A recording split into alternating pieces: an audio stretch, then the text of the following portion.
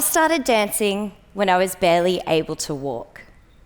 From my very first lesson, I was hooked, an addict. I knew then that I would do almost anything to take a bow on the world stage. The years of training that followed brought smiles and tears and laughter, and yes, there were bleeding toes and more than a few injuries. But it was all worth it. At the age of 17, my childhood dream came true, and I finally became a professional ballet dancer with the Queensland Ballet Company. At the start of my ballet career, I was used to the daily routine of strength and flexibility training. For the next decade, normal became being surrounded by people who could hold their legs up at ridiculous angles while talking about what they had for breakfast. Or my favourite, sitting in the splits while sewing point shoe ribbons.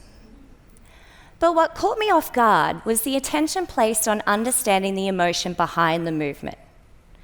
We learned how every step can have a purpose, every gesture enables a meaning, and every breath carries an intention. Although I gave up the stage a few years ago, I kept the point shoes and I used them to share my passion more broadly.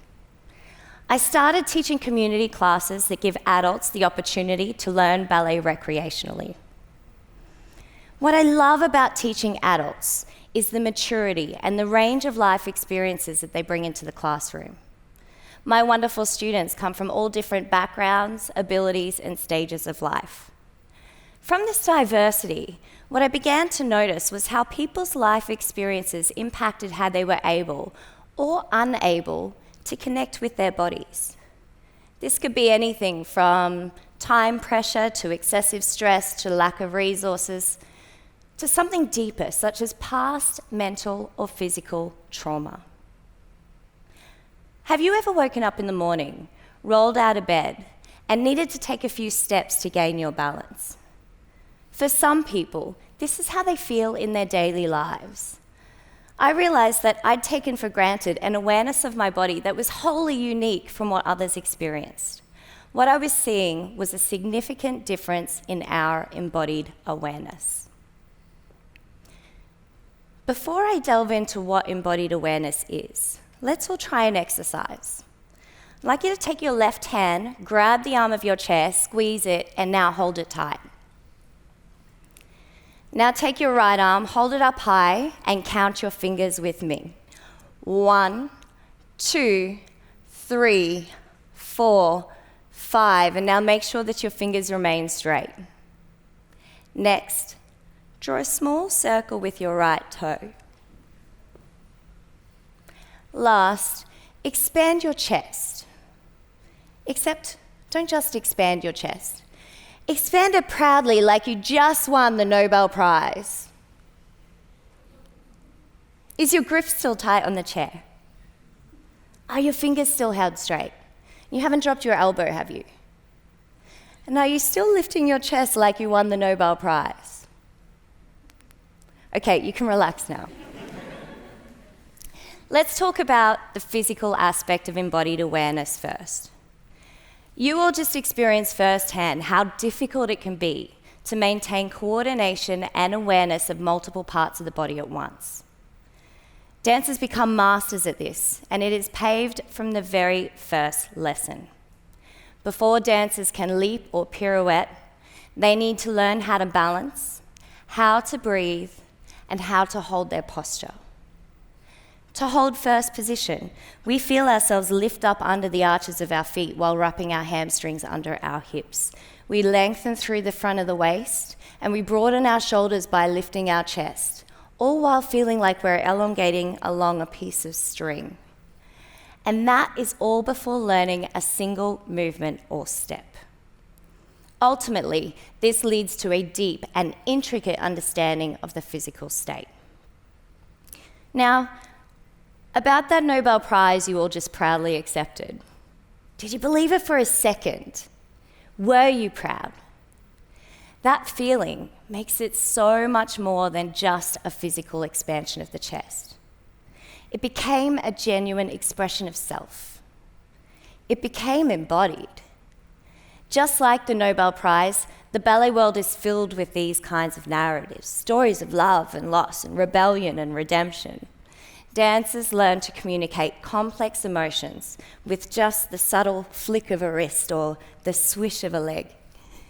In turn, they feel the emotion that their bodies are expressing, and they communicate using their sense of embodied awareness. Now, it is a misconception to think that ballet can only have these impacts on the young or the elite. Just as our minds adapt and change over time, so too does our connection to our bodies. Trauma, disease, mental illness are all ways that we can lose a sense of connection to ourselves. Picture for a moment that you are a medical patient undergoing chemotherapy or radiation treatment. You are living in a body that is suffering through painful day-to-day activities. Even simple acts such as eating become arduous. You feel disempowered, as if everything is being done to your body. You are experiencing a profoundly reduced sense of agency. This is the real story of one of my students recovering from cancer. For her, ballet offers a sense of ownership and control over her body at a time when this is most difficult. Research also suggests that ballet programs could benefit people living with Parkinson's, older adults living with chronic arthritis, or even those who have experienced brain injury. These programs offer broader options for rehabilitation, well-being, and an improved quality of life.